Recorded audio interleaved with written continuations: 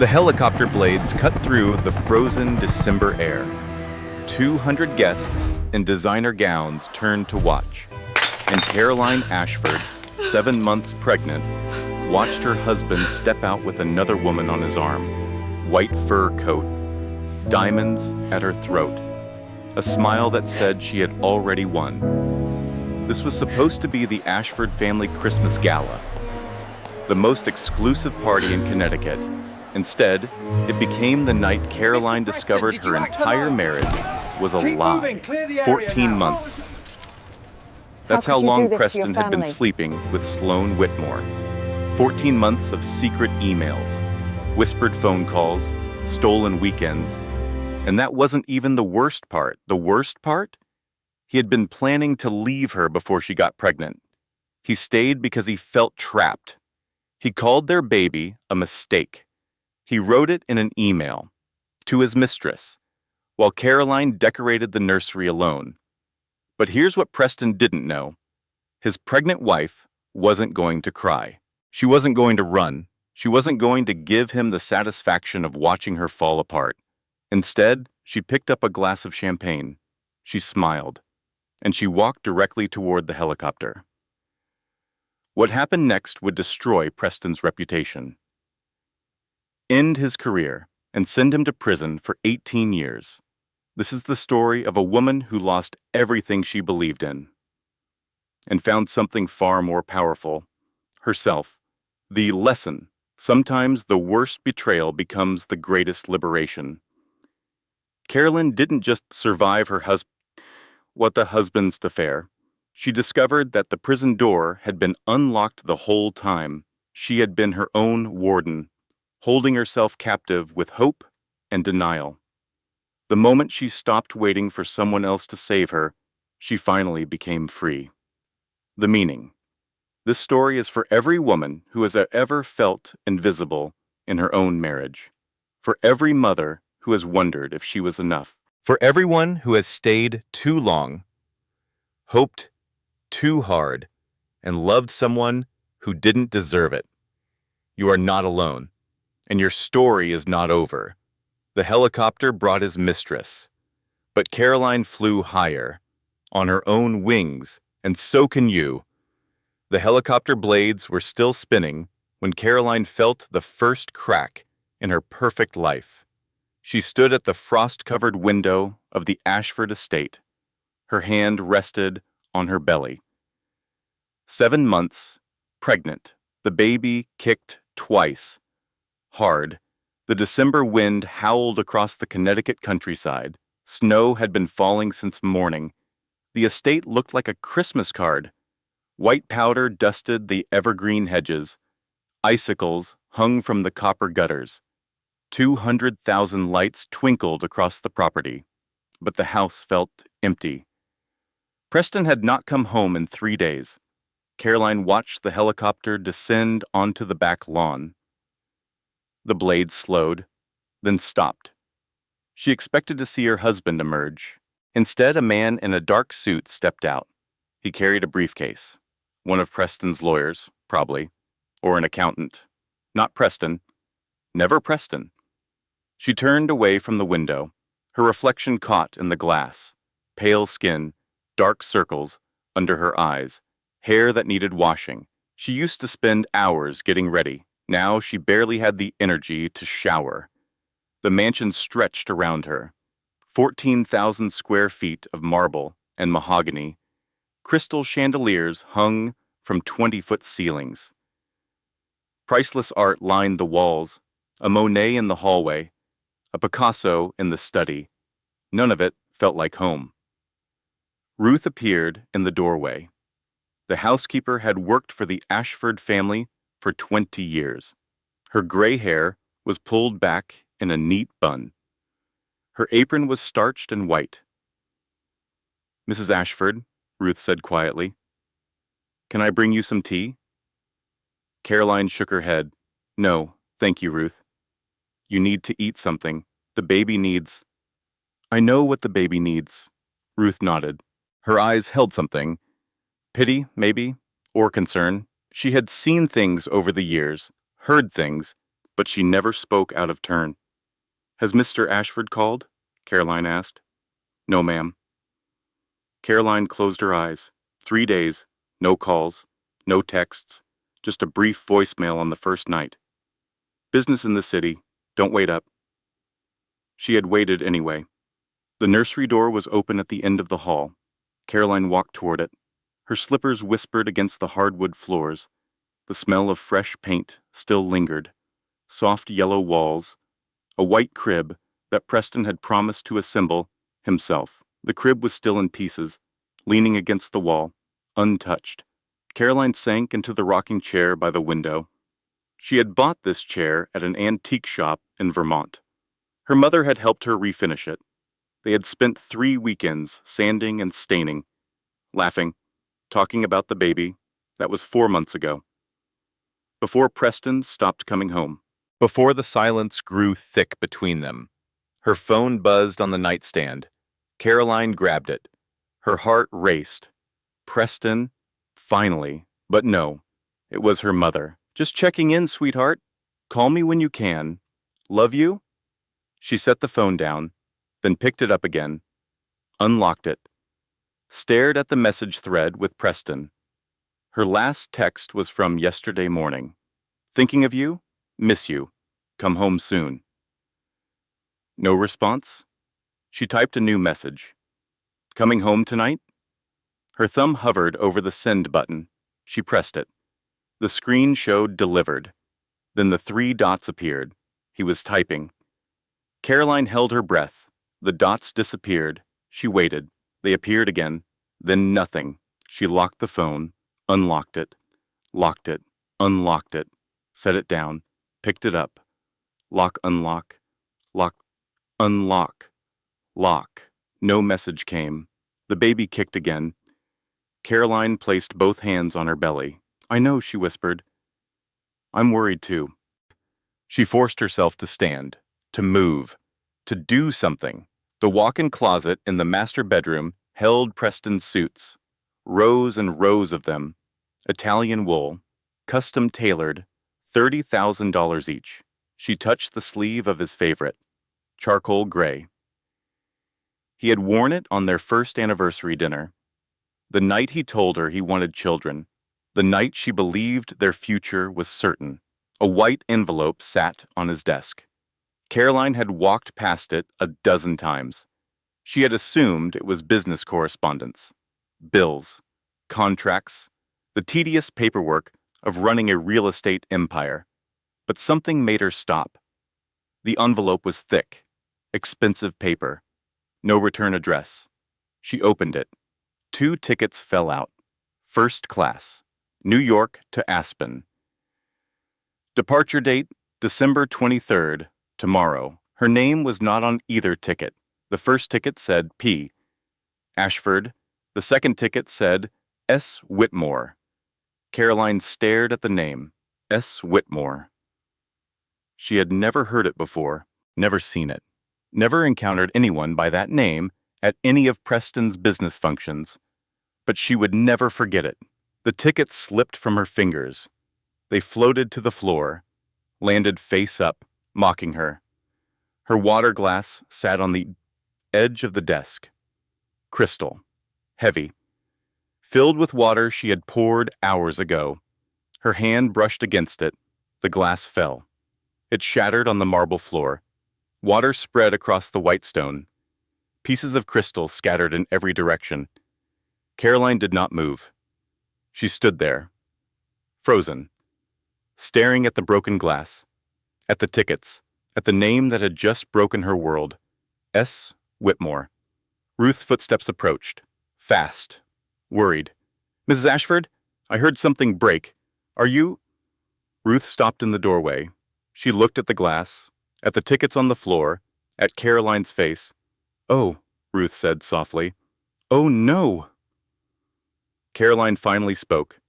Her voice sounded strange, distant, like it belonged to someone else. "Do you know who S. Whitmore is?" Ruth's face went pale, her lips pressed together. A muscle twitched in her jaw. "Ruth, answer me." The housekeeper looked away. I cannot say, ma'am. Cannot or will not. Silence. Caroline bent down, carefully, slowly. Her pregnant belly made the movement awkward. She picked up the tickets, held them in shaking hands. He's leaving tomorrow, she said. Going to Aspen, with someone named S. Whitmore. And I'm supposed to be here, alone. 7 months pregnant. 3 days before Christmas. Ruth's eyes filled with tears. I'm so sorry, Mrs. Ashford. Don't be sorry. Be honest. Who is she? I truly don't know her name. But there have been phone calls. Late at night.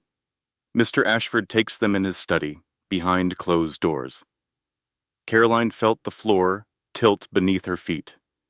She grabbed the edge of the desk, steadied herself. How long? Ma'am? How long, Ruth? The housekeeper swallowed hard. Months, ma'am, many months. Before the baby. The words hit Caroline like a physical blow. Before the baby. Before she got pregnant. Before she had any idea that her marriage was crumbling. She had been living in a fantasy, a beautiful, expensive, carefully constructed fantasy, and now the walls were coming down. Her phone buzzed again. This time it was Preston. Late meeting. Don't wait up. 6 words. No explanation. No apology. No mention of the tickets to Aspen. No acknowledgement that he had been gone for 3 days. Just, don't wait up. Caroline typed a response, then deleted it. Typed again. Deleted again. What could she possibly say? The baby kicked. Once. Twice. 3 times. I know, Caroline whispered again. I know. She looked at Ruth, the woman who had served this family for 2 decades, who had watched Preston grow from a boy to a man, who had witnessed his first marriage, his divorce, his remarriage to Caroline. Does his mother know? Caroline asked. Ruth shook her head. Mrs. Margot does not confide in me. But she suspects. A pause. Then, Mrs. Margot suspects everything. She sees everything. She says nothing. Caroline thought of her mother-in-law, Margot Ashford, cold, imperious. A woman who had spent 7 years making Caroline feel like she was not good enough for her precious son. Maybe Margot had been right all along. Maybe Caroline never was good enough. Or maybe Preston was the one who was not good enough. She looked down at the tickets in her hand. S. Whitmore. A name, a person. A life that existed outside of her own. Someone who had been sleeping with her husband, traveling with her husband, planning a future with her husband. While Caroline stayed home, pregnant, waiting, believing. The Christmas tree stood in the corner of the great room.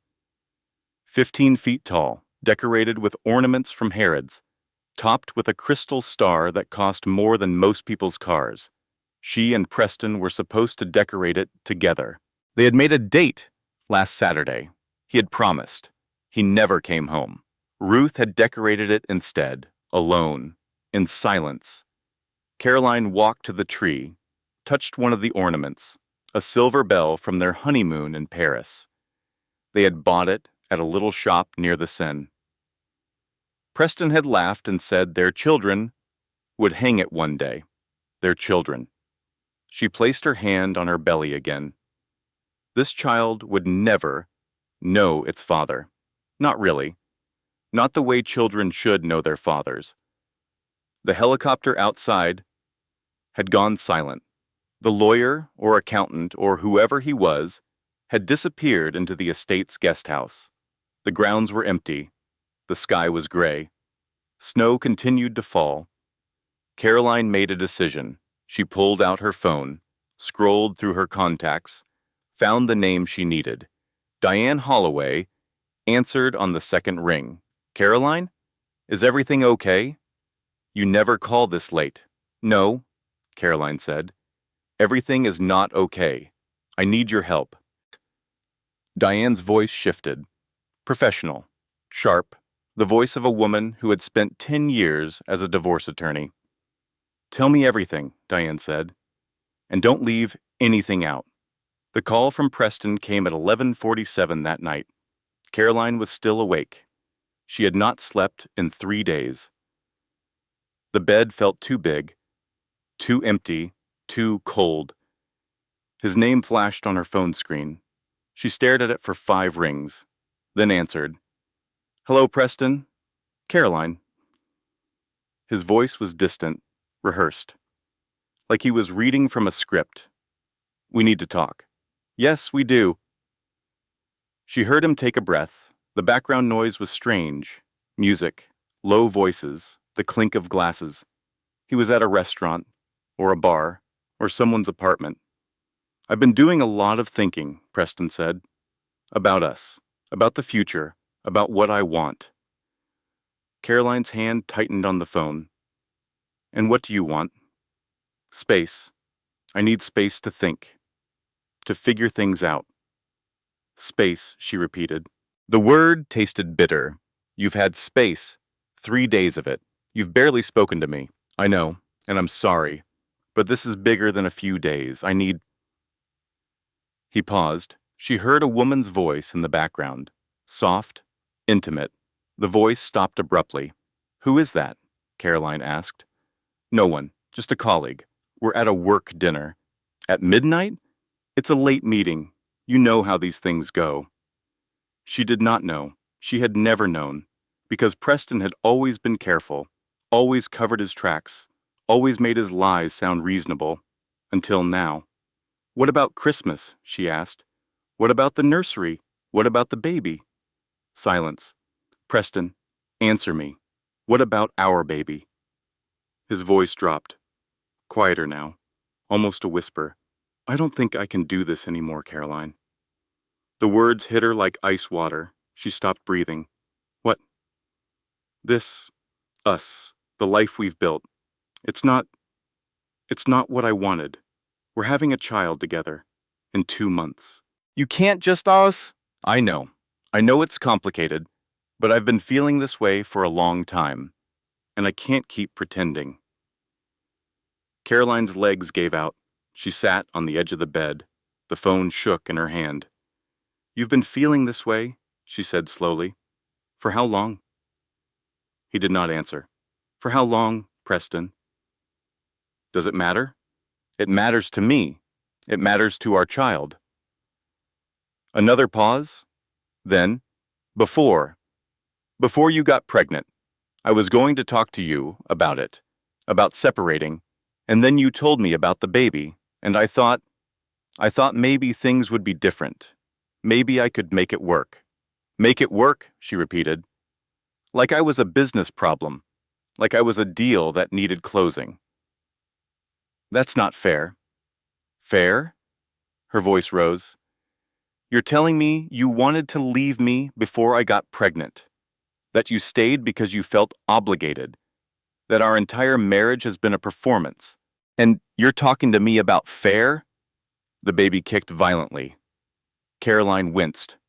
I need to go, Preston said. We can talk more tomorrow. Tomorrow you're leaving for Aspen, with S. Whitmore. The silence stretched for 10 seconds.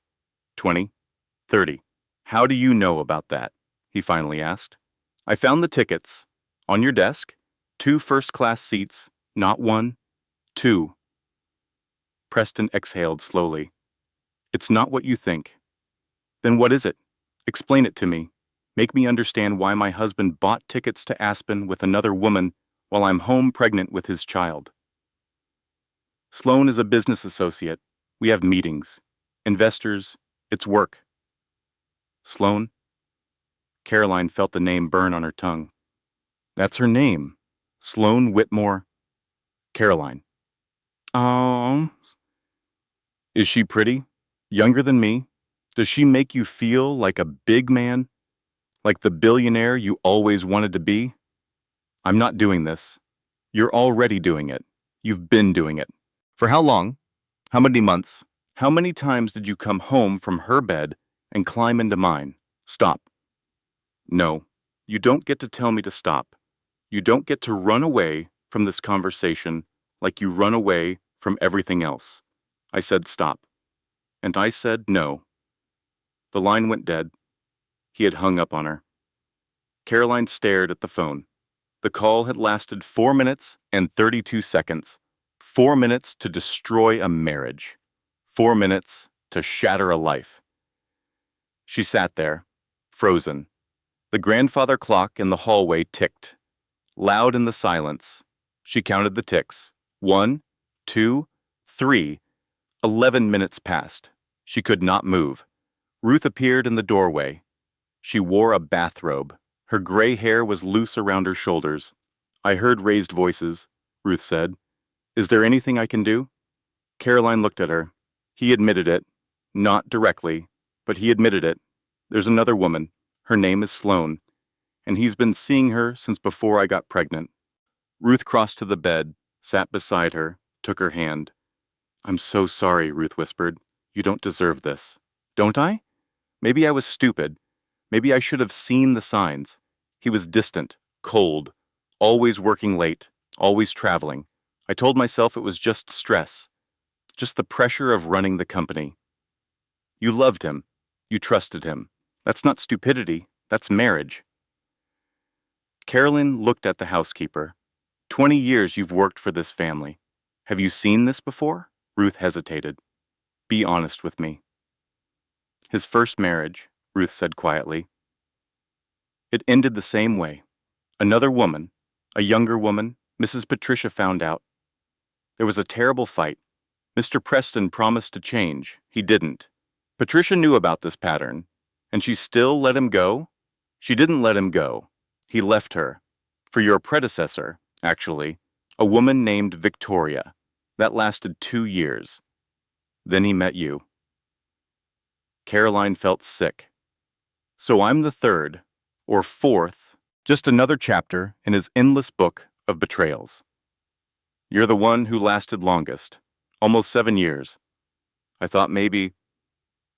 Ruth trailed off. You thought maybe I was different. I hoped you were. I prayed you were.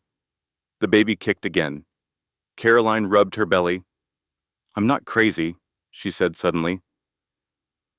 I'm not imagining this. I know what I heard. He said he can't do this anymore. He meant us. He meant our baby. He meant everything. Ruth squeezed her hand. You're not crazy. You're the sanest person in this house. The words felt like a lifeline. Caroline clung to them. Her phone buzzed. A text from Diane. I'm leaving now. We'll be there in 2 hours. Don't touch anything in his office. Don't move money. Don't text him anything emotional. We're going to handle this right. Caroline typed back, Hurry. She stood, walked to the window. The snow had stopped. The moon was breaking through the clouds. Silver light spread across the estate. Beautiful, peaceful, a lie. She remembered their wedding day, 3 years ago, not quite 7. Preston standing at the altar, reading vows he wrote himself, his voice thick with emotion. You are my home, Caroline. Wherever you are, I am complete. I will love you until my last breath. I will protect you. I will cherish you. I will never let you down. Never let you down. What a joke. She walked to Preston's study. His laptop sat open on the desk. She knew his password. He had never bothered to hide it. Why would he? He never thought she would look. The screen glowed in the darkness. An email program was open. His personal account, not his work email.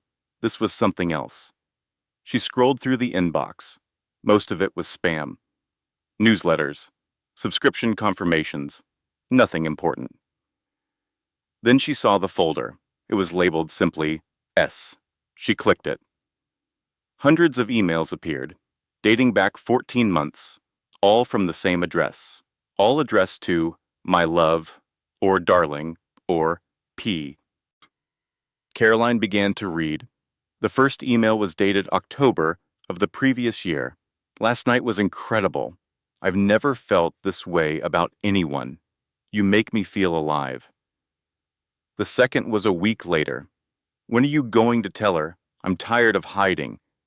I want to be with you. Really with you. The third, She doesn't appreciate you. She doesn't understand you. I do. Caroline scrolled faster. The emails blurred together. A love affair in pixels. A betrayal in black and white. Then she found one dated February, right after she had announced her pregnancy. I can't believe she trapped you like this.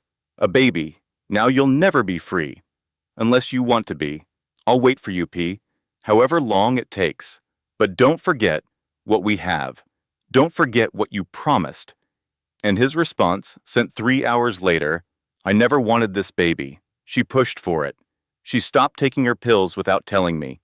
I'm trapped, but I'll find a way out. I promise. Just give me time. Caroline stopped reading. The screen blurred.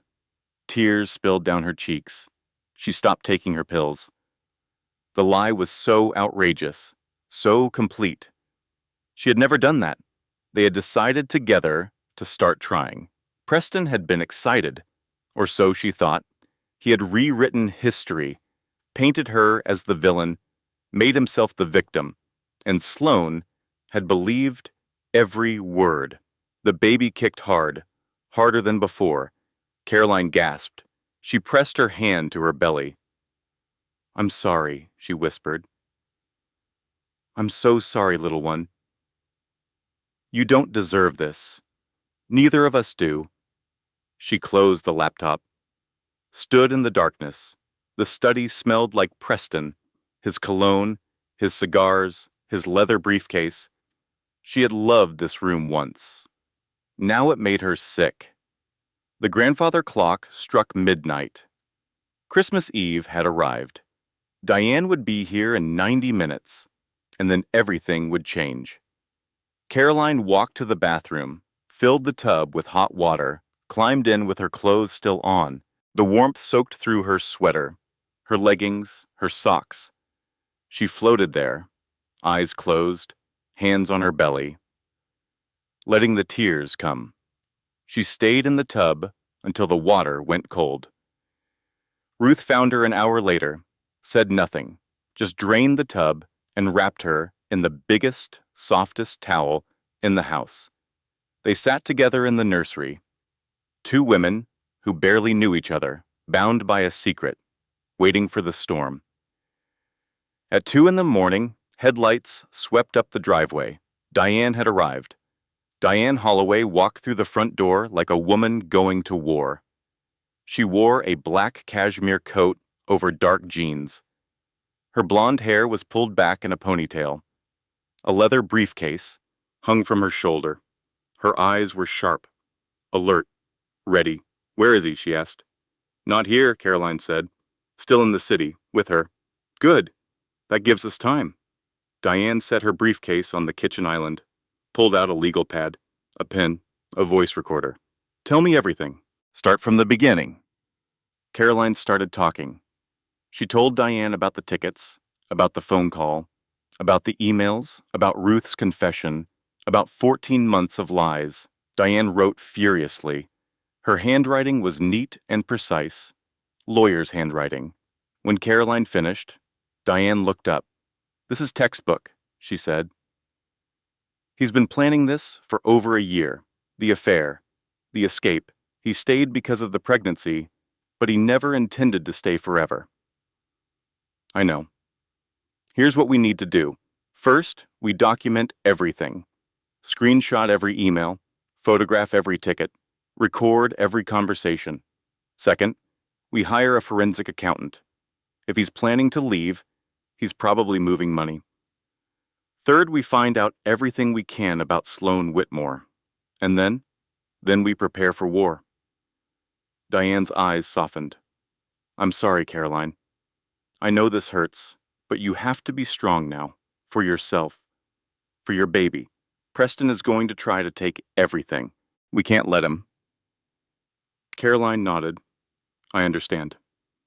There's one more thing. Diane hesitated. I need to ask you something personal, and I need you to be completely honest. Okay? Did you stop taking your birth control without telling him? Caroline felt her face flush with anger. No, absolutely not. We decided together to start trying. He was excited. He picked out baby names. He designed the nursery. Good, because he told his mistress you trapped him. If he tries to use that in court, we need to be ready to refute it. It's a lie, a complete lie. I believe you, but we need proof. Text messages, emails, anything where he discussed wanting a baby. Caroline thought back. There's a card, a Valentine's Day card from last year. He wrote about how he couldn't wait to be a father, how he wanted to fill this house with children. Find it. Guard it with your life. The next 3 hours passed in a blur. Diane combed through Preston's study. Caroline provided passwords and access codes. Ruth brought coffee and sandwiches that no one ate. By 5 in the morning, they had everything, the emails, all 347 of them. The bank statements showing transfers to offshore accounts, the corporate documents that made no sense. Wait, Diane said suddenly. She was staring at her laptop screen. This isn't just an affair. Look at this. Caroline leaned over her shoulder. A spreadsheet filled the screen. Numbers, dates, account names. What am I looking at?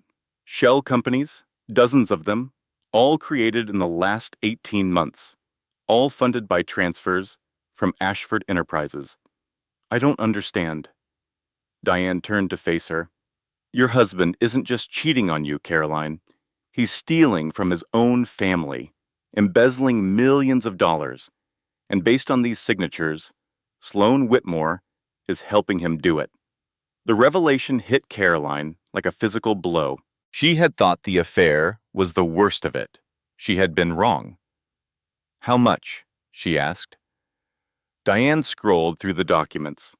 Her lips moved silently as she calculated. At least $32 million, maybe more. We'll need an expert to confirm.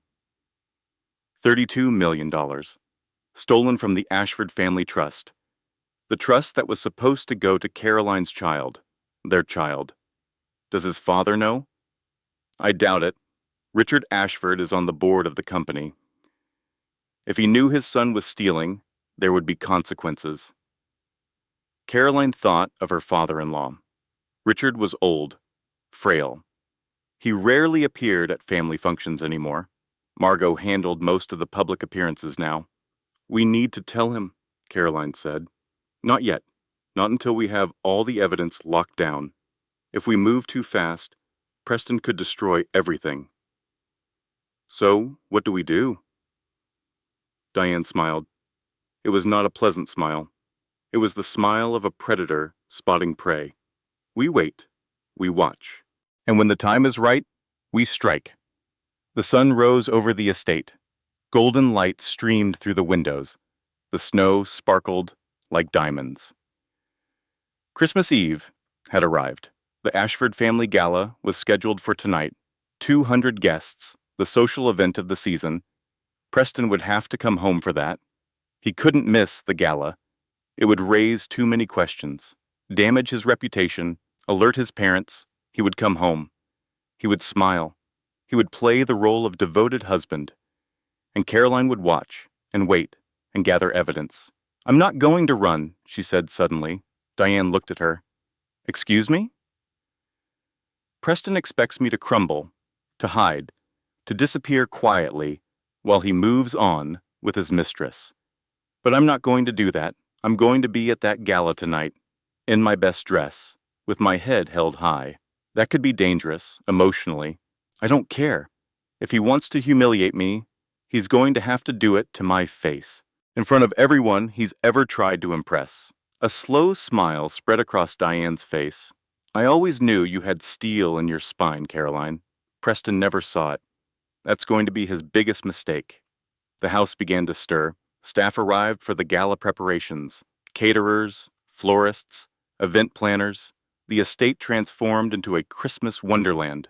Caroline retreated to her bedroom. She needed to rest, to think, to process everything she had learned. But sleep would not come.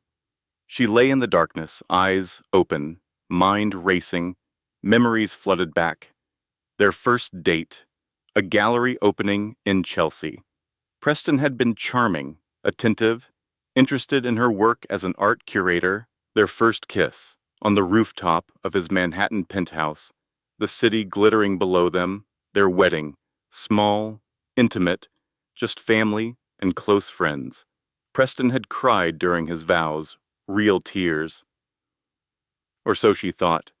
The honeymoon in Paris, walking along the Seine, buying that silver bell ornament. The day she told him she was pregnant, his face had lit up. He had lifted her off her feet, spun her around. "I'm going to be a father," he had said. "The best father in the world." Lies.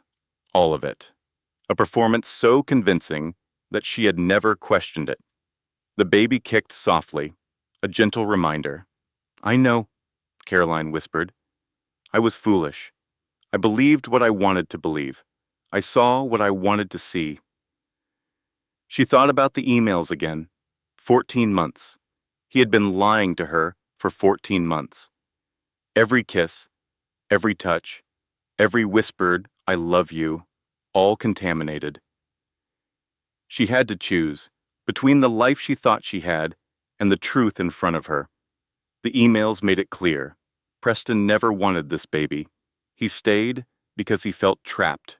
Every tender moment, every hand on her belly, every time he said he loved them. Performance. Just performance. The tears came again.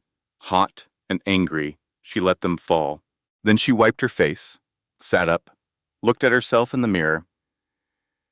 "Enough," she said out loud. Enough crying, enough doubt, enough weakness. She was Carolyn Mitchell Ashford, daughter of Beverly Mitchell, granddaughter of Elizabeth Harris. She came from a line of strong women, women who survived, women who fought. Preston had underestimated her. They all had. Tonight, that would change. Preston arrived at the estate at 4 in the afternoon. Caroline watched from the upstairs window. His town car pulled up to the front door. The driver opened the door. Preston stepped out. He looked tired, dark circles under his eyes, stubble on his jaw. His suit was wrinkled. Good.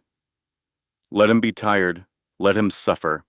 He walked into the house without looking up, without seeing her watching. He went straight to his study, closed the door. Caroline waited 30 minutes, then she went downstairs. The study door was locked. She knocked. "Preston, we need to talk." Silence. Then, "I'm busy." "I don't care. Open this door, or I'll have Ruth bring me the master key." A long pause. Then footsteps. The lock clicked. The door swung open.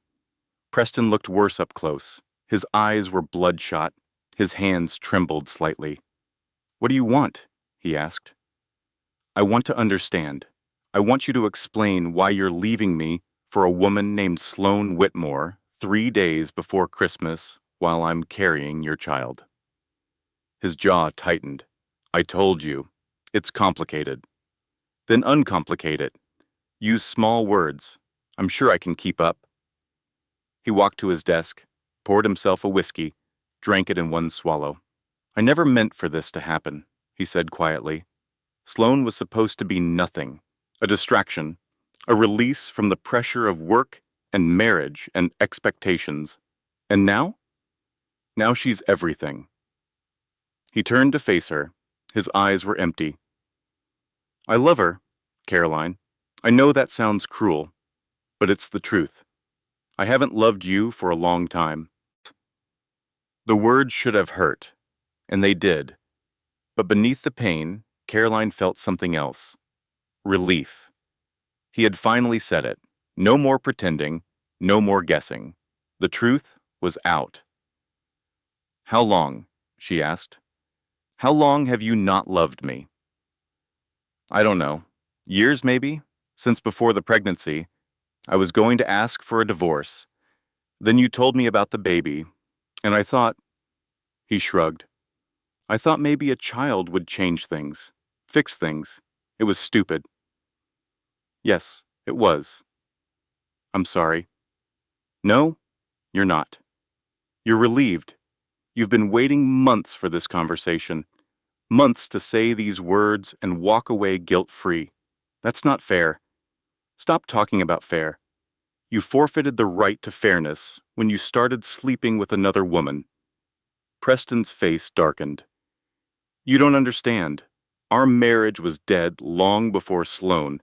You were so focused on having a baby, on decorating the nursery, on being the perfect wife, you forgot to be a person.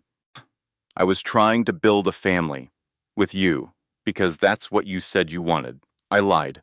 2 words. Simple, devastating. I know, Caroline said. I read your emails. All of them. His face went pale.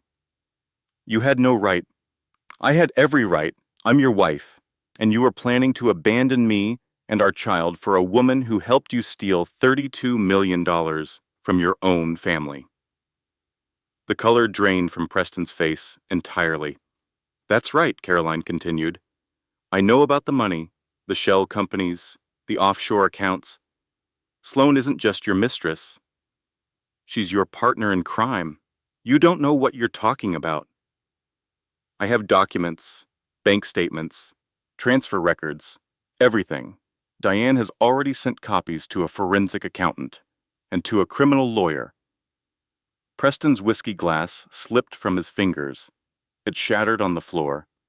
The same floor where Caroline had dropped her water glass just 24 hours ago. You can't prove anything, he said. Those documents could mean anything. Maybe, or maybe your father would be interested in seeing them. He built that company from nothing. 60 years of work. And you're stealing from him while he's dying. Preston went still. What? Oh, you didn't know? Your mother told me. Richard has stage 4 cancer. 6 months to live, maybe less. That's not possible. He was fine at Thanksgiving. He's good at hiding things. Apparently it runs in the family. Preston sank into his chair. His head dropped into his hands. Caroline felt nothing. No sympathy, no compassion, just cold, hard resolve. Here's what's going to happen, she said. You're going to attend the gala tonight. You're going to smile. You're going to pretend everything is fine. And tomorrow, you and I are going to sit down with lawyers and discuss our divorce. And if I refuse, then I walk into that gala tonight and tell everyone what you've done. Your mother, your father, the governor, the senator, everyone. Preston looked up. Fear flickered in his eyes. You wouldn't. Try me. The silence stretched between them, heavy, dangerous. Finally, Preston nodded. Fine, I'll play your game. For now. It's not a game, Preston. It's my life, my child's life, and I'm going to fight for it, with everything I have. She turned to leave, then stopped. One more thing. Sloane Whitmore. Keep her away from this estate. Keep her away from the gala. If she shows her face anywhere near my home, I will make sure everyone knows exactly who she is and what she's done. Preston said nothing. Carolyn walked out, closed the door behind her. Her heart was pounding, her hands were shaking, but her voice had been steady, strong. She had looked into the eyes of the man who had betrayed her, and she had not flinched. Diane was waiting in the hallway. She had heard everything. That was impressive, Diane said quietly. That was terrifying. Same thing sometimes. Diane took her arm. Come on, you need to get ready for the gala. We have work to do. The afternoon passed quickly. Hair, makeup, dress, jewelry. Caroline chose her outfit carefully. A crimson gown, silk, floor length. It hugged her pregnant belly beautifully, defiantly. She looked at herself in the mirror. She looked powerful, dangerous, like a woman with nothing left to lose. The baby kicked twice. Yes, Caroline whispered. Mama's ready. At 7 o'clock, the guests began to arrive. Black cars lined the driveway, men in tuxedos, women in designer gowns, the cream of Connecticut society. Caroline descended the main staircase. Margot Ashford waited at the bottom. Her mother-in-law wore a silver gown and diamonds. Her expression was unreadable. "You look beautiful," Margot said. "Thank you." "My son is an idiot." Caroline blinked. "I'm sorry?" "I know what he's been doing. Not the details, but enough." "I'm not blind, Caroline. I never was." "Then why didn't you say something?" "Because I hoped he would grow up, become the man his father wanted him to be." Margot's eyes glistened. He didn't. And now we all pay the price. She took Caroline's hand, squeezed it once, then released it. "Whatever happens tonight," Margot said, "remember that you're not alone. I know we've had our differences, but family is family, and that child you're carrying is my grandchild." Caroline stared at her mother-in-law. For the first time in 7 years, she saw something human behind the cold exterior. "Thank you," Caroline said. "That means more than you know." They walked into the ballroom together. 200 guests, crystal chandeliers, a string quartet playing Vivaldi, the Ashford Christmas Gala, in all its glory. Preston stood near the fireplace. He had cleaned up. Fresh suit, clean shave, practiced smile. He saw Caroline enter. His smile faltered for just a moment. Then he crossed the room, kissed her cheek, took her arm. "Showtime," he whispered. "Showtime," she agreed. And they walked into the crowd, together, pretending, one last time. The party was magnificent. Even Caroline had to admit it. Flowers everywhere, roses, lilies, orchids. The scent filled the ballroom. Champagne flowed from crystal fountains. Trays of canapes circulated endlessly. Lobster, caviar, Wagyu beef, 200 of Connecticut's most influential people, politicians, businessmen, old money families, who had been coming to Ashford galas for generations. Caroline played her role perfectly, smiling, nodding, making small talk about the holidays and the weather and the latest charity fundraiser, but her eyes never stopped watching. Preston worked the room, shaking hands, laughing at jokes. Every inch the charming billionaire air. But she saw the tension in his shoulders, the way his smile didn't reach his eyes, the way he kept checking his phone when he thought no one was looking. He was waiting for something, or someone. At 8:30, Margot appeared at Caroline's elbow. "We need to talk," the older woman said, privately. They slipped out through a side door, down a hallway, into a small study that guests never saw. Margot closed the door, locked it. "I know about the money," she said. Caroline went still. "What?" "The money Preston has been stealing. The offshore accounts. The shell companies. I've known for months. Then why didn't you?" "Because I was trying to fix it quietly, trying to protect the family name, protect Richard." Margot's voice cracked. "He's dying, Caroline. You know that now. 6 months, maybe less. I can't let him spend his final days watching his son destroy everything he built." Caroline studied her mother-in-law. The woman looked older tonight, fragile, human. "What do you want from me?" Caroline asked. "An alliance. We both want the same thing, to stop Preston, to protect the company, to protect your child's inheritance." Says Poirot. "And Sloan Whitmore? That woman is a parasite. She targeted Preston because he was weak and rich.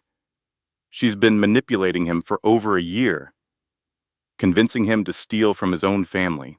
How do you know all this?" Margot smiled bitterly. "I have resources, investigators, people who are loyal to me, not to Preston." "So you've been watching him." "I've been protecting our family. There's a difference." Caroline thought about this. Margot Ashford, the cold, distant mother-in-law, the woman who had never approved of her, now standing here, offering help. "What do you propose?" Caroline asked. "We present the evidence to Richard, tonight, before Preston can cover his tracks. Richard will remove him from the company, disinherit him, protect the trust for your child. And the divorce? You'll get everything you deserve. The house, the money, full custody. Preston will fight, but he'll lose, especially if he's facing criminal charges. Caroline's head was spinning. This was happening too fast, too much. "Why are you helping me?" she asked. "You've never liked me. You made that clear from the beginning." Margot's face softened. Something almost like shame flickered in her eyes. "I was wrong about you. I saw a young art curator from a modest family. I thought you were a gold digger. I thought you wanted my son for his money." I never... I know. I know that now. I've watched you for 7 years. You loved him. Really loved him. That's more than Patricia ever did. More than Victoria ever did. You tried to build a real marriage. And he threw it away. Yes, he did. Margot straightened her shoulders. But that doesn't mean you have to lose everything. That doesn't mean my grandchild has to suffer for her father's sins. Caroline's hand moved to her belly. They had never confirmed the gender. But somehow, Margot knew. "It's a girl?" Caroline asked.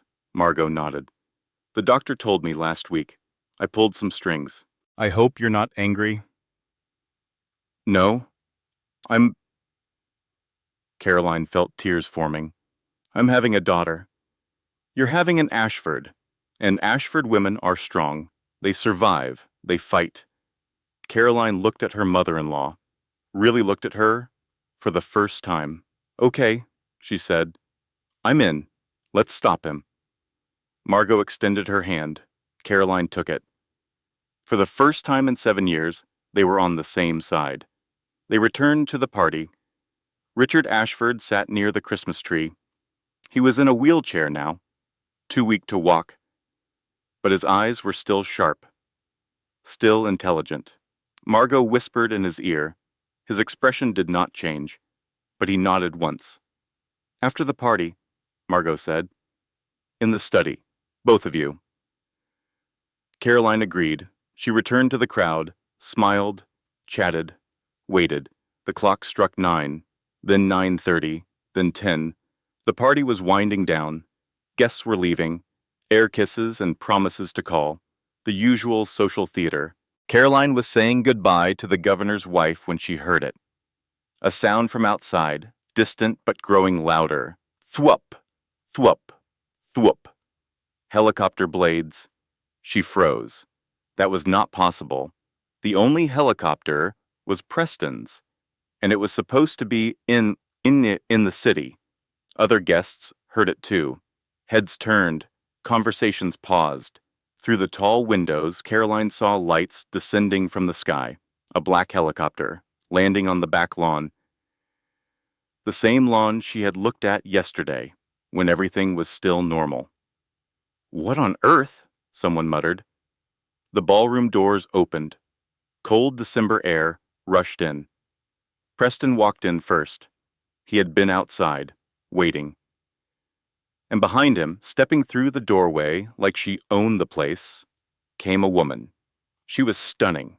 Dark hair, perfect figure, designer dress, white fur coat draped over her shoulders. Diamonds sparkling at her throat. Sloane Whitmore.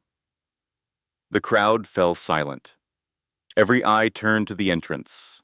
Caroline felt the floor shift beneath her feet. She grabbed a nearby chair, steadied herself. Preston had brought his mistress to the Christmas gala, in front of everyone, in front of her. This was it, the final humiliation. Sloane's eyes scanned the room. They found Caroline. A small smile played on her lips. "Well," Sloane said loudly, "I hope I'm not too late for the party." No one moved. No one spoke. Preston took Sloane's arm. "Everyone, this is Sloane Whitmore, my business partner, and..." He paused, looked directly at Caroline. "My future." The silence broke. Gasps, whispers, a glass dropped somewhere.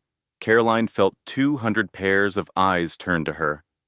waiting, watching, expecting her to crumble. She did not crumble. She picked up a glass of champagne from a nearby tray, took a slow sip, and walked directly toward them. "Preston," she said calmly, "how lovely that you could join us." He blinked. This was not the reaction he had expected. "And you brought a guest," Caroline continued. She looked at Sloane, studied her with cold, clinical eyes. "Welcome to Ashford Estate. I hope you brought your lawyer." Sloane's smile faltered. "Because you're going to need one," Caroline said, and then she turned away, walked back to Margot, took her mother-in-law's arm. The show was just beginning. The room erupted in chaos. Whispers became murmurs. Murmurs became open chatter. 200 guests talking at once, phones appearing, photos being taken. Preston's face had gone white. This was not the victory he had imagined. Sloane clung to his arm.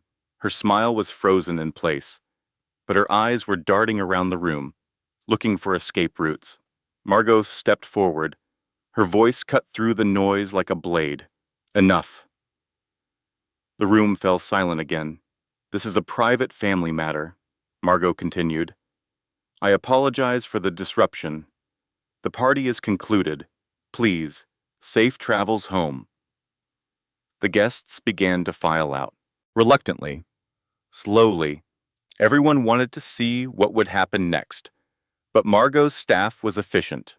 Within 15 minutes, the ballroom was empty.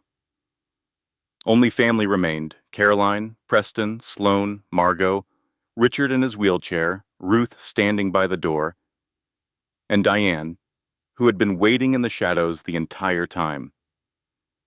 "Well," Richard said. His voice was weak but clear. "Someone explain what's happening." Preston stepped forward. "Father, I can explain. I wasn't asking you." Richard's eyes moved to Caroline. "Daughter, tell me." Caroline took a breath. This was it. The moment of truth. "Your son has been having an affair for 14 months, she said. "With this woman, Sloane Whitmore. During that time, they have embezzled $32 million from Ashford Enterprises. The money has been funneled through shell companies into offshore accounts." Richard's face did not change, but something shifted in his eyes, something old and tired and infinitely sad. "Is this true, Preston?" Preston's mouth opened, closed, opened again. It's not what it sounds like. The money was for investments, legitimate investments. The company was going to... Is it true?" Silence. Then, "Yes." Richard closed his eyes. For a long moment, he did not move, did not speak. When he opened his eyes again, there were tears on his cheeks. "I built this company with my bare hands," he said. 60 years. 60 years of work. And you threw it away. For what? For her?" He looked at Sloane. Disgust filled his face. "Get out of my house." Sloane's composure finally cracked. "Preston, do something." But Preston was frozen, staring at his father, at the disappointment in those dying eyes.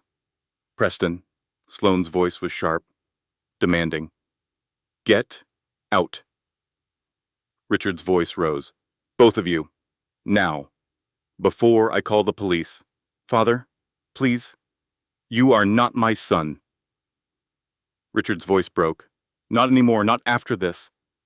I'm removing you from the company, from the family, from everything. The trust goes to your wife, to your child, not to you, never to you."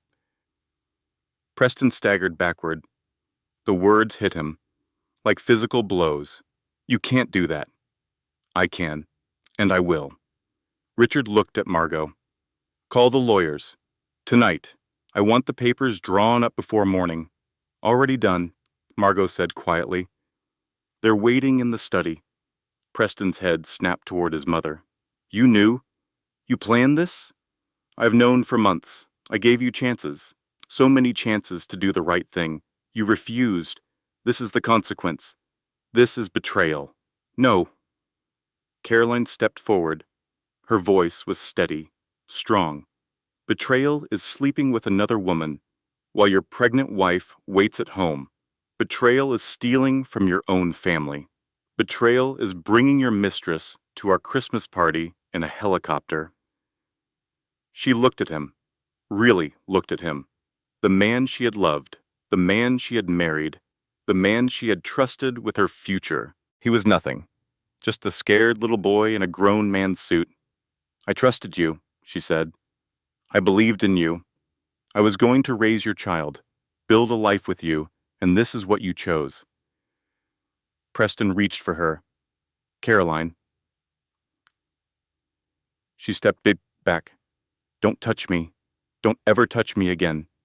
I made a mistake. I can fix it. Give me another chance. You've had chances. Years of chances. This isn't a mistake, Preston. This is who you are. Sloane had been edging toward the door. 2 security guards, hired by Margot, blocked her path. Mrs. Ashford, one of them said, please come with us. The police will have questions. Police?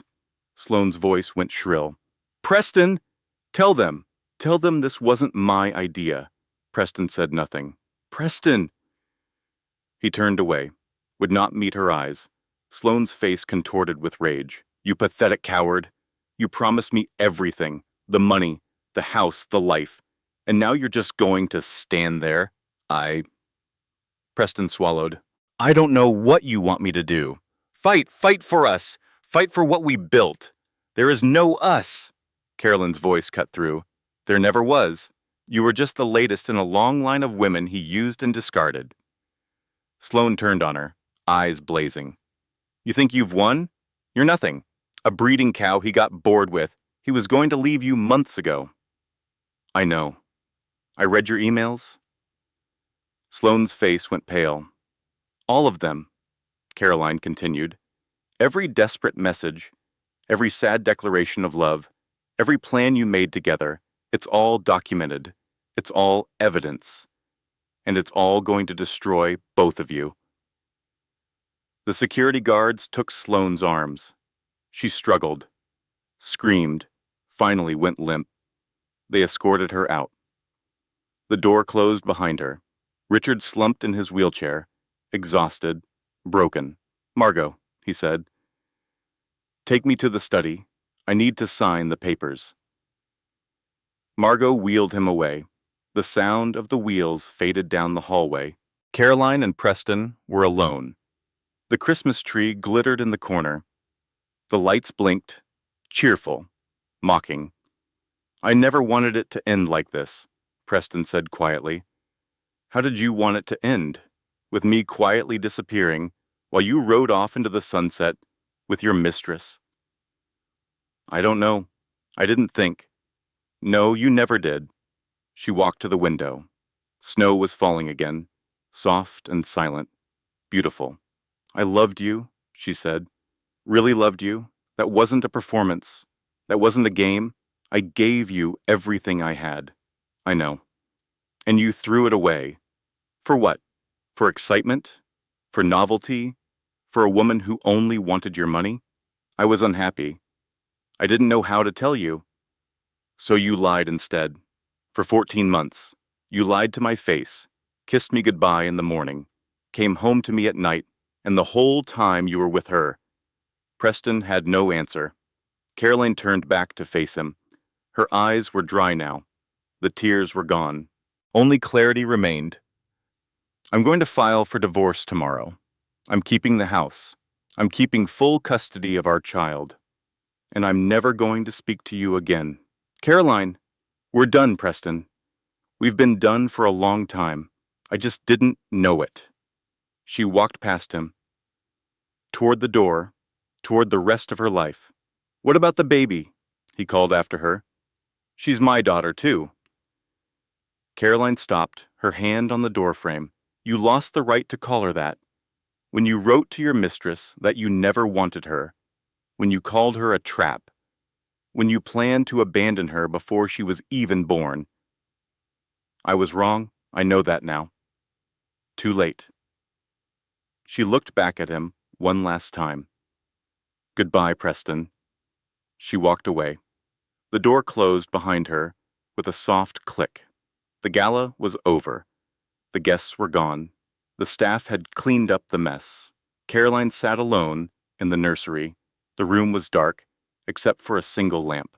Soft yellow light fell across the unfinished crib, the unused changing table, the stacks of baby clothes still in their packages. Everything was quiet, peaceful, a lie. She had held herself together for hours, through the confrontation, through the revelations, through Preston's pathetic excuses. Now, finally alone, she fell apart. The tears came first, hot and fierce, rolling down her cheeks in waves. Then the sobs, deep, wrenching sounds that tore from her chest. She cried for the marriage that had never been real, for the husband who had never loved her, for the future she had imagined that would never exist. She cried for the baby girl inside her, the daughter who would grow up without a father, who would someday ask questions Caroline did not want to answer. She cried for herself, for the years wasted, the love spent, the trust broken, the baby kicked, once, twice, again and again. Caroline placed her hands on her belly. "I'm sorry," she whispered. "I'm so sorry, baby girl. I wanted to give you everything, a family, a home, a father who loved you." Another kick. "I failed. I picked the wrong man. I believed his lies. And now you're going to pay for my mistakes." The tears kept falling, but something shifted. Something deep inside her. She had to choose between drowning in despair and fighting for survival. The baby kicked again, stronger this time. "Okay," Caroline said. "Okay, I hear you. We're going to be okay, somehow." She looked around the nursery, at all the things Preston had promised to do and never did. She stood up, wiped her face, made a decision. At 2 in the morning, Ruth found her in Preston's study. Caroline was organizing, sorting, filing, every document, every receipt, every scrap of paper. "Ma'am," Ruth said gently, "you need sleep." "I need to understand." Caroline held up a folder. "Did you know he was moving money? For over a year. I knew something was wrong. I didn't know what. All these documents, these bank statements, these contracts, it's all here, right in front of me the whole time, and I never looked. You trusted him. I was blind." Ruth crossed to her side, placed a hand on her shoulder. "You were loyal. There's a difference." Caroline looked at the housekeeper, this woman who had seen everything, who had watched 3 marriages rise and fall in this house. "How did you stay?" Caroline asked. "All these years, watching the Ashfords destroy themselves and everyone around them. Because not all of them are bad. Margot has her faults, but she's fair. Richard built something real, even if his son is trying to tear it down. And you?" Ruth smiled sadly. "You were different. From the first day, kind, genuine, real." "I don't feel very real right now. I feel like I'm watching someone else's life fall apart. That feeling will pass, and when it does, you'll still be standing." The baby kicked. Caroline laughed softly. "She agrees with you. She's smart, like her mother." They finished sorting the documents together.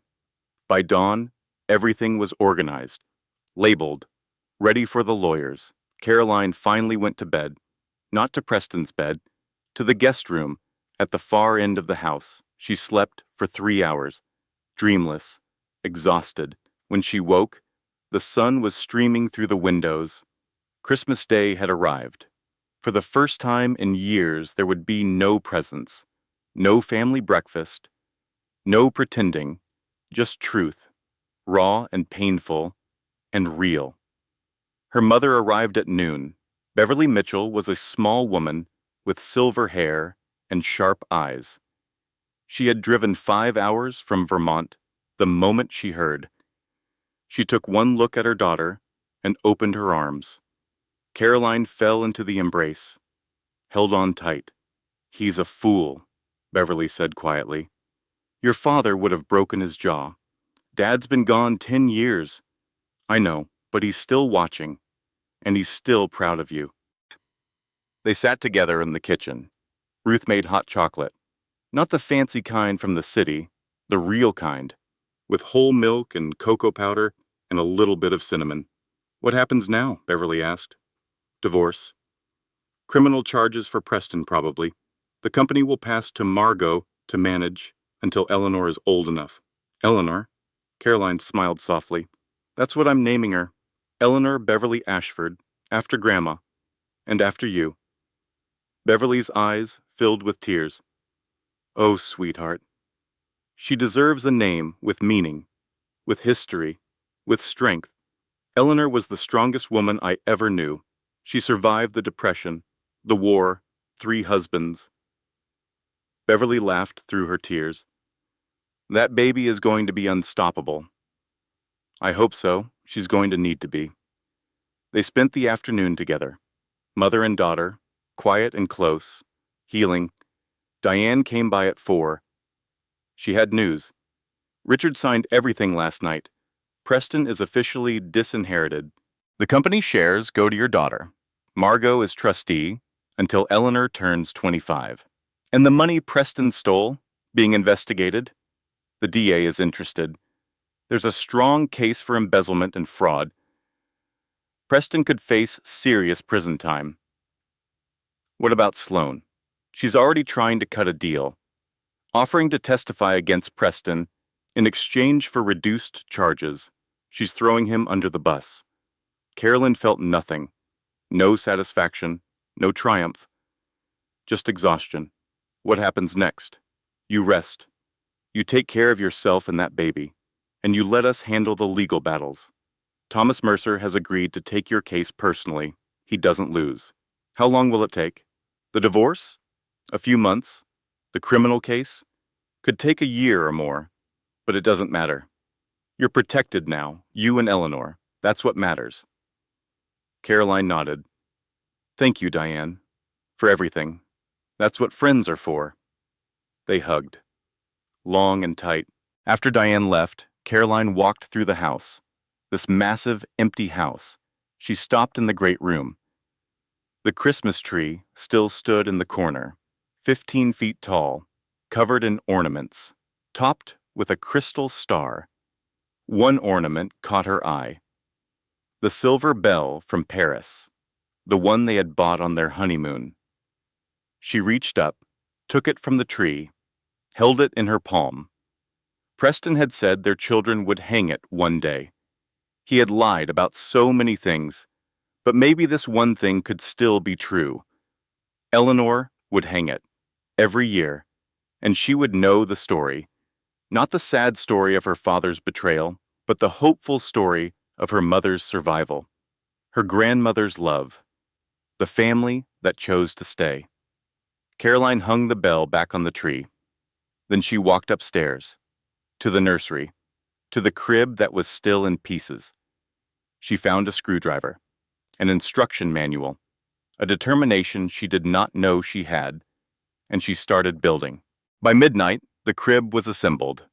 The mobile hung from the ceiling. The rocking chair sat by the window.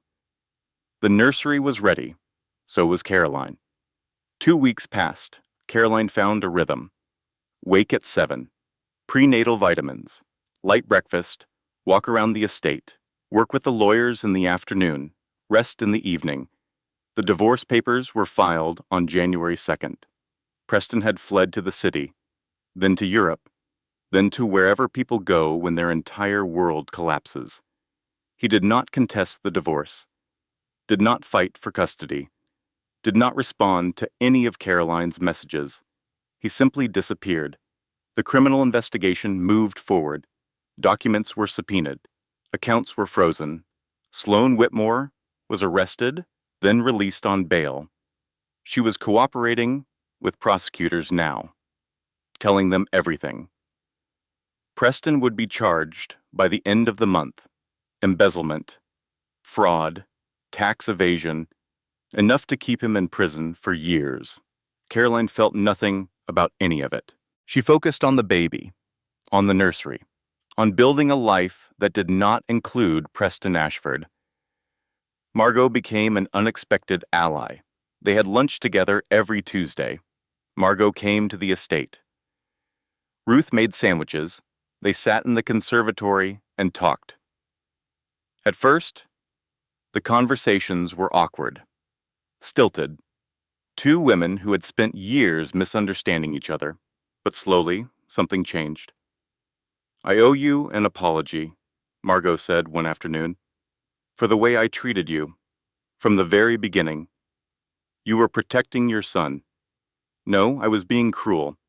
I saw a young woman from a modest family, and I assumed the worst. I never gave you a chance. I wasn't exactly warm either. You had every right to be cold. I was impossible." They sat in silence for a moment. Snow fell outside the windows. The world was white and quiet. "Richard is getting worse," Margot said. "The doctors say weeks now, not months." "I'm sorry." He's made his peace, with everything except Preston. That wound won't heal. "Can I see him? Richard?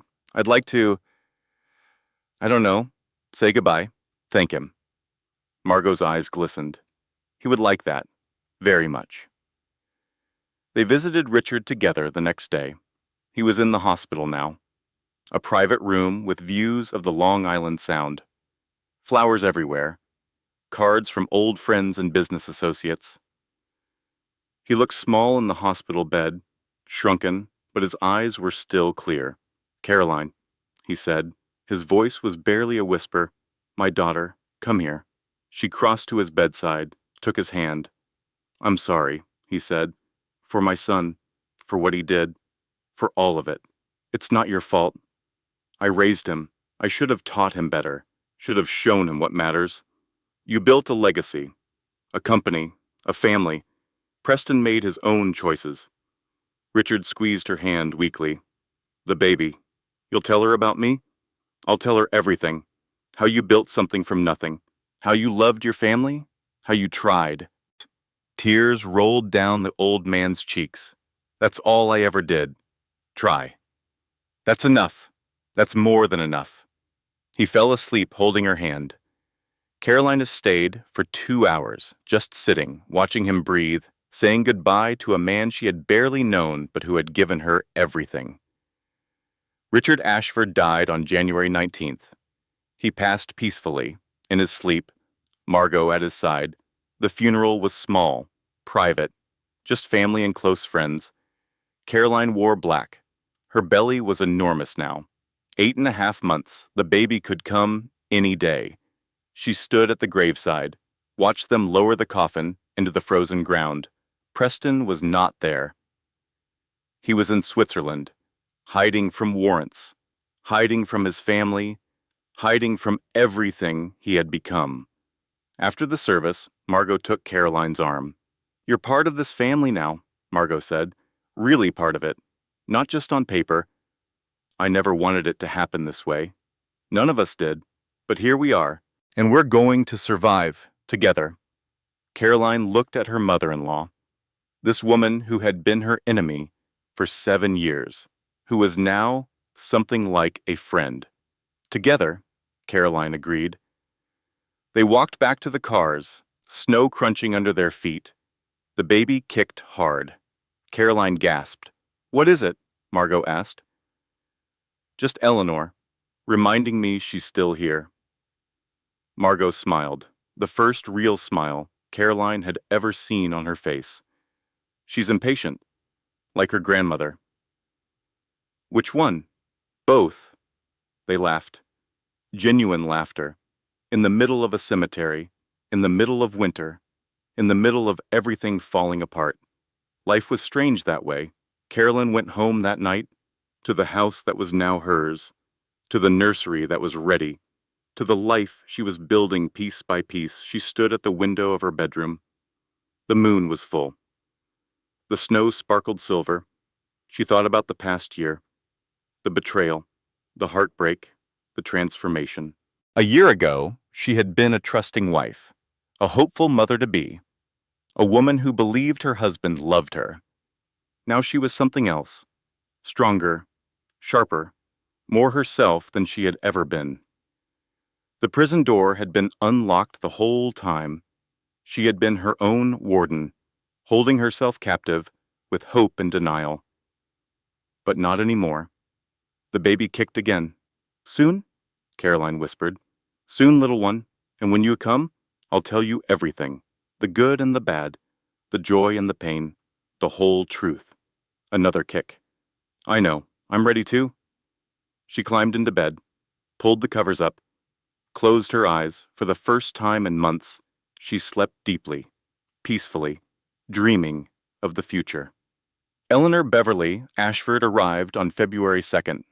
6 pounds, 8 ounces, dark hair, blue eyes that would later turn brown like her mother's. The labor lasted 14 hours. Beverly held Caroline's hand through all of it. Diane waited in the lobby. Margot paced the hallway. When the doctor placed Eleanor in Caroline's arms, everything else disappeared. The divorce, the scandal, the pain. None of it mattered, only this tiny, perfect creature, this new life. "Hello?" Caroline whispered. "I've been waiting for you." Eleanor blinked, made a small sound, then fell asleep. Beverly cried, Margot cried. Even Diane, who never cried, had to wipe her eyes. "She's beautiful," Ruth said from the doorway. She had driven to the hospital the moment she heard. "Absolutely beautiful. She looks like you," Beverly told Caroline. "So, same nose, same chin, same stubborn expression." Caroline laughed. "Poor thing. Lucky thing. You're the strongest woman I know." They brought Eleanor home 3 days later. The estate looked different now. Warmer, softer. Baby things everywhere. A bassinet in the living room, a changing station in the nursery, bottles in the kitchen. Ruth had hung a banner over the front door. "Welcome home, Eleanor." It was cheesy. It was perfect. Caroline spent the first weeks in a fog of exhaustion and joy. Feedings every 2 hours, diaper changes, the endless cycle of new motherhood. But she was not alone. Beverly stayed for a month. She took the night shifts, changed diapers, rocked Eleanor when she wouldn't stop crying. Margot came every day. She was surprisingly good with babies, calm and patient. She sang lullabies in French, read stories from old books. Diane handled the legal battles. The divorce was finalized on March 15th. Caroline got everything: the house, the trust, full custody. Preston got nothing. He was still in Switzerland, still hiding. But the American authorities had issued an arrest warrant. The Swiss were cooperating. It was only a matter of time. On April 1st, they caught him. Preston was arrested at a hotel in Geneva, extradited back to the United States, held without bail. Caroline watched the news coverage from her living room. Eleanor was asleep in her arm. Preston's face filled the screen. Haggard, defeated, he was wearing handcuffs. "Billionaire heir arrested on fraud charges," the anchor said. "Preston Ashford faces up to 20 years in prison." 20 years. He would miss everything. Eleanor's first steps, her first words, her first day of school, her graduation, her wedding. He would miss her entire childhood, her entire life. Caroline felt a flicker of something. Not satisfaction, not revenge, something more complicated. Pity, maybe. This was the man she had loved, the father of her child, and now he was going to prison. But the feeling passed quickly. He had made his choices. Now he lived with them. The trial was scheduled for September. Caroline would have to testify, face him in court, tell her story to a room full of strangers. She was not looking forward to it, but she was ready.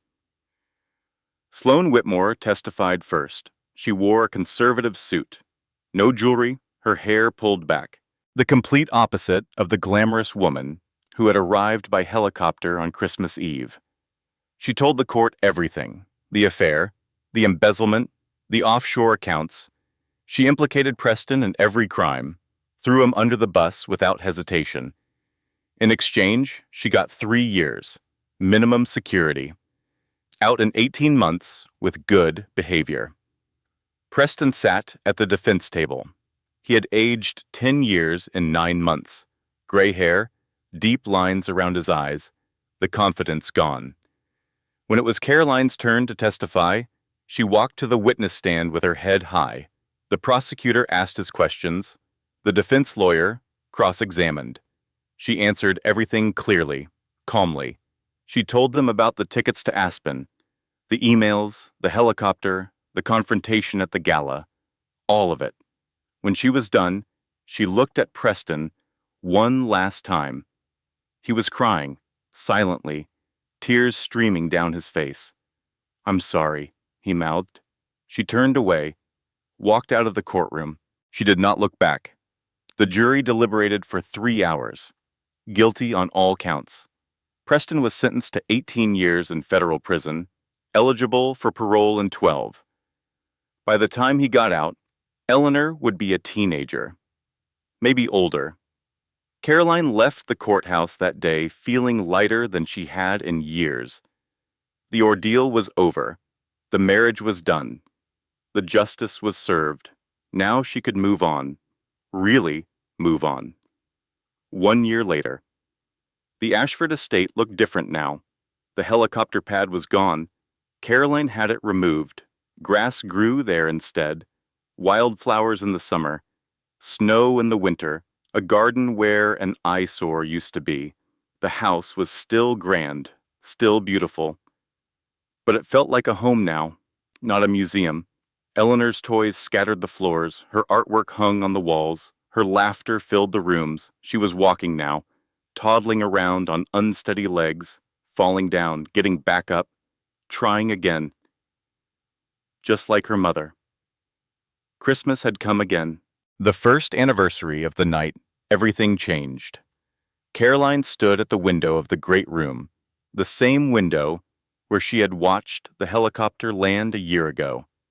Snow was falling, soft and silent, beautiful. The tree was up, smaller than before, 8 feet instead of 15, decorated with ornaments from Caroline's childhood, from Beverly's collection, from Ruth's treasures. The silver bell from Paris hung near the top, still there, still shining. Eleanor was in the kitchen with Beverly. They were baking cookies, more flour on the floor than in the bowl, but that was okay. That was life. Margot arrived at noon. She carried presents and a bottle of champagne. "Merry Christmas, darling," she said, kissing Caroline's cheek. "Merry Christmas, Margot." They had become real friends now, not just allies of convenience. Margot had sold her own house and moved into the estate's guest cottage. To be closer to Eleanor, to be part of something. Diane came at 1. She brought her new girlfriend, a chef named Rebecca. They were getting married in the spring. Ruth made dinner: roast beef, mashed potatoes, green beans. Nothing fancy, just good food for good people. They sat around the table, laughing, talking, sharing stories. Eleanor sat in her high chair, smearing peas across her face, giggling at everything. Caroline Hobentin looked around the table, at her mother-in-law, her best friend, the housekeeper who had become family. This was what she had wanted all along. Not the money, not the status, not the 17,000 square foot mansion, just this: love, connection, belonging. After dinner, Caroline put Eleanor to bed. The nursery was cozy now, warm, lived in. The crib she had assembled herself was holding up perfectly. She rocked Eleanor gently, sang a lullaby. Watched those heavy eyelids droop. "I love you," she whispered. more than anything in the world.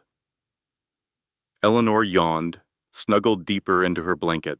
I'm going to tell you a story someday about how you came into this world, about the hard things that happened, and about how we got through them together.